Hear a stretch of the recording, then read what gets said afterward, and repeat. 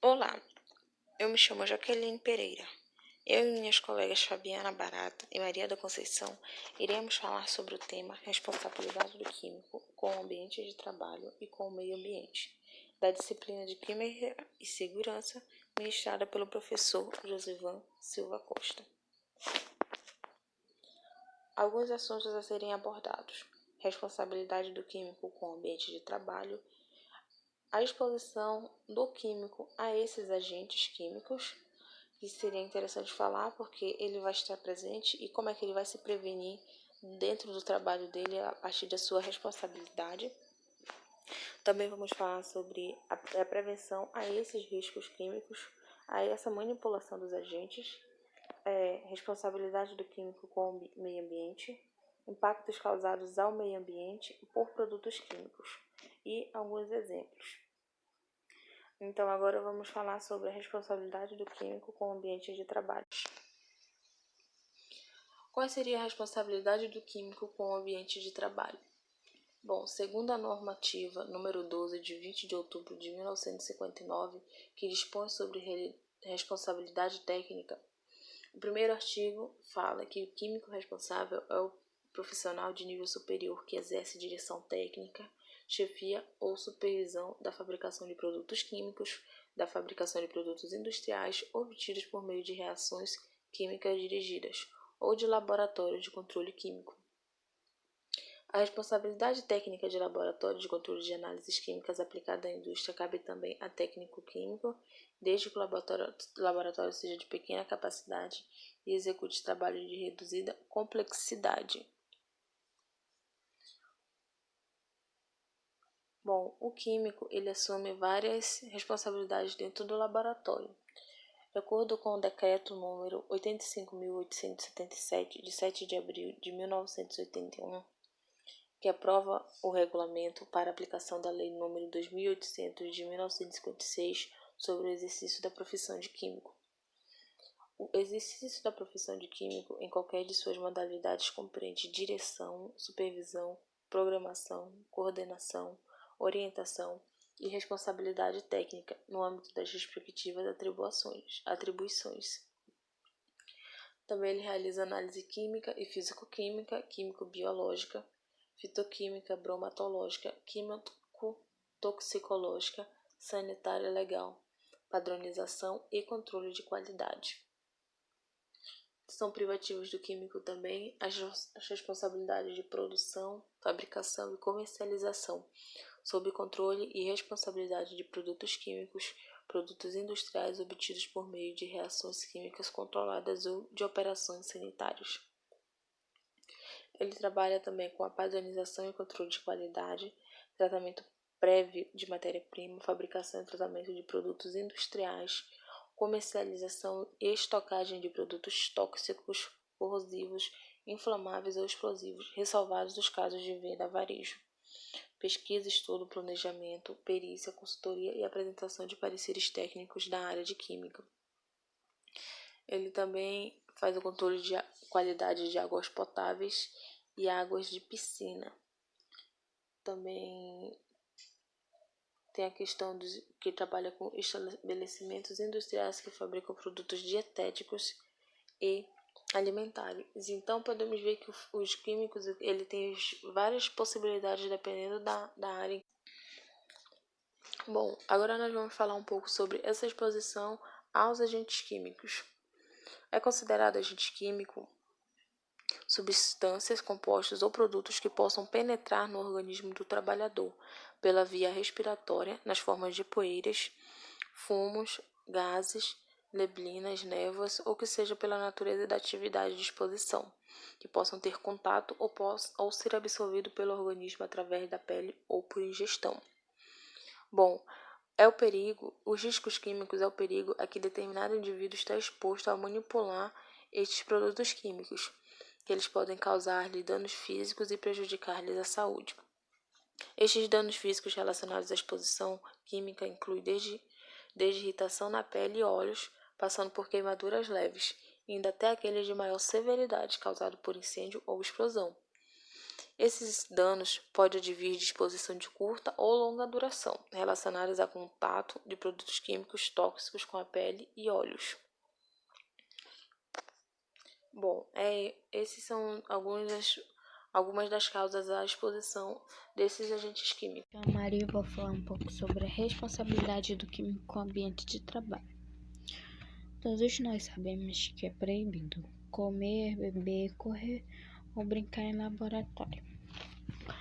Bom, ao trabalhar com agentes químicos é preciso manter algumas medidas de prevenção para manter a segurança no ambiente de trabalho, pois alguns agentes químicos oferecem risco muitas das vezes nocivos à saúde.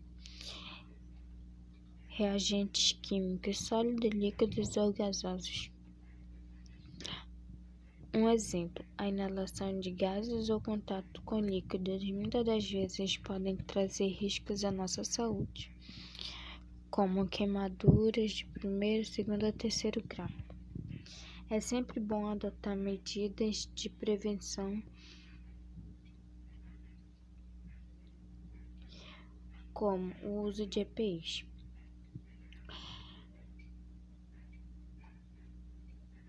Sempre ao fazer algum experimento, não converse ou se distraia. Sempre mantenha a calma e cautela, tanto na hora de fazer algum experimento ou em situações de risco. Sempre, em casos de derramamento de líquidos inflamáveis, interrompa o trabalho e alerte o responsável do laboratório e faça a limpeza e verifique o problema, para que não ocorra mais acidentes no local. Jogue papéis e materiais usados no lixo somente quando eles não oferecerem risco ao ambiente. Deixar sempre local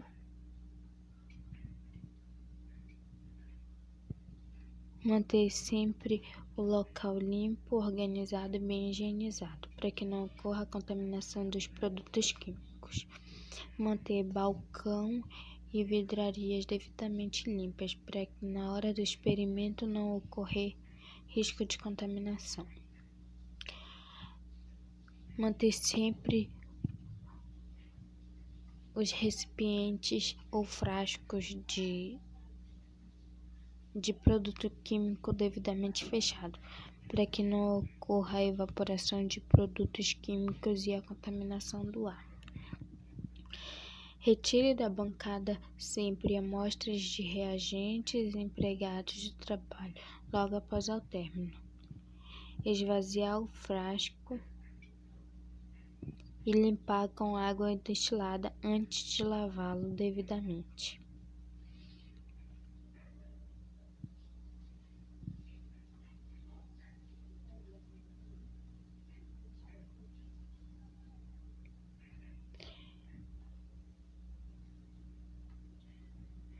Nunca fique exposto à radiação ultravioleta, infravermelha e luminosa intensa sem proteção ou por muito tempo, pois pode trazer grandes riscos à sua saúde.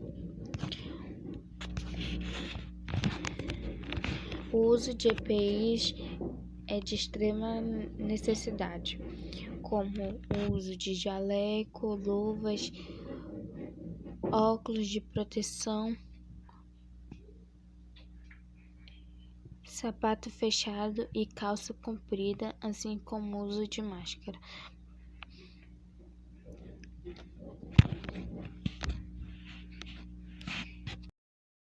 Impactos causados ao meio ambiente por produto químico.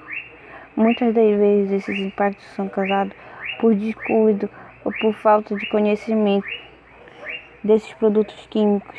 Outras das vezes ocorre pela própria empresa mesmo que faz o descarte incorreto, pelas indústrias que utiliza os esgotos para fazer esse descarte correto.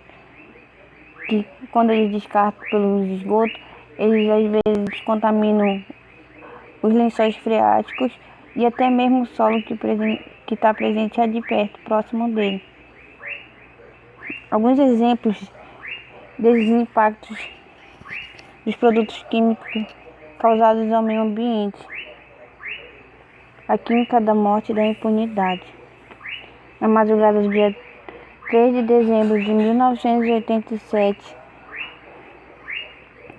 uma nuvem com 40 toneladas de gases letais, como isocianato de metila e hidrocianeto, espalhou sobre áreas residenciais vizinhas à fábrica de Union Carbide Corporation em Bhopal, na Índia. 3 dias depois do maior acidente químico da história, causado por um vazamento no tanque durante operações de rotina, onde pelo menos 8.000 pessoas estavam mortas. Esse acidente a qual se refere nosso trabalho foi de Chernobyl. A principal causa que essa fábrica fez em Bhopal, na Índia, foi que as 6 sirenes que tinham presente lá naquela fábrica, o sistema de segurança total dele não soou, estava desligado. E a falta de assistência por parte da empresa também prejudicou muitas pessoas. E assim prejudicou no atendimento dela. Estima-se que mais de 30.000 pessoas sofreram sequelas graves. Hoje ainda tem mais de 150.000 pessoas sobreviventes daquele acidente que possuem doenças crônicas ou que ainda precisam de cuidados médicos. E estima-se que a segunda geração de crianças venha a sofrer os efeitos da herança tóxica deixada pela indústria. Goiânia, 1987, Césio 137. Um grave caso de exposição ao material radioativo, Césio 137,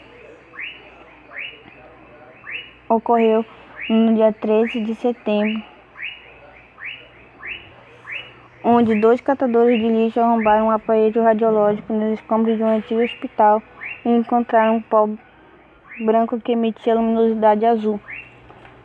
Esses 2 catadores estavam juntando ferro para vender. E essa cápsula de chumbo pesava mais de 100.000 toneladas. Mas assim mesmo eles levaram. Um dia depois de exposição direta a esse material radioativo, eles começaram a apresentar os primeiros sintomas, que foi a náusea e o vômito.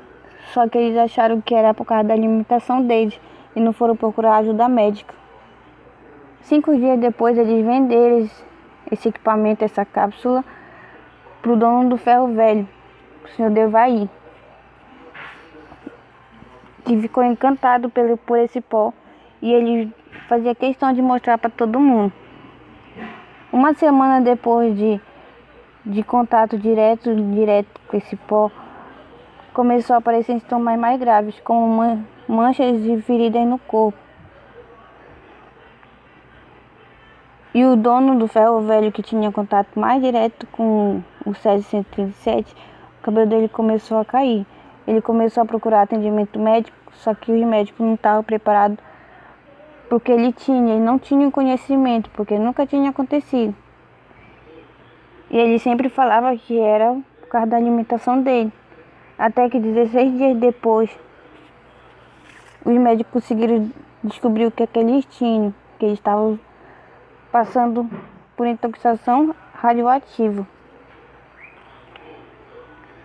Só que era tarde demais, porque a sobrinha do dono do ferro velho acabou ingerindo de maneira direta uma pequena quantidade desse pó luminoso e assim falecendo.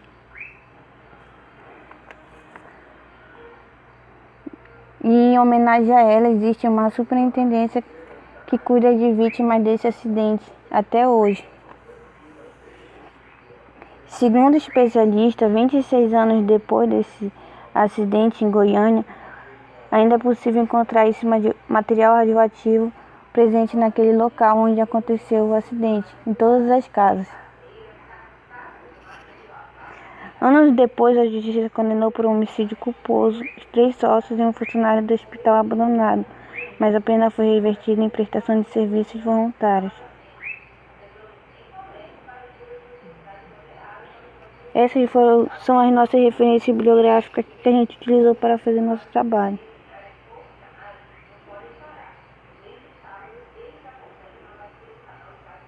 Quando for jogar alguma substância fora, repense. Não existe o fora.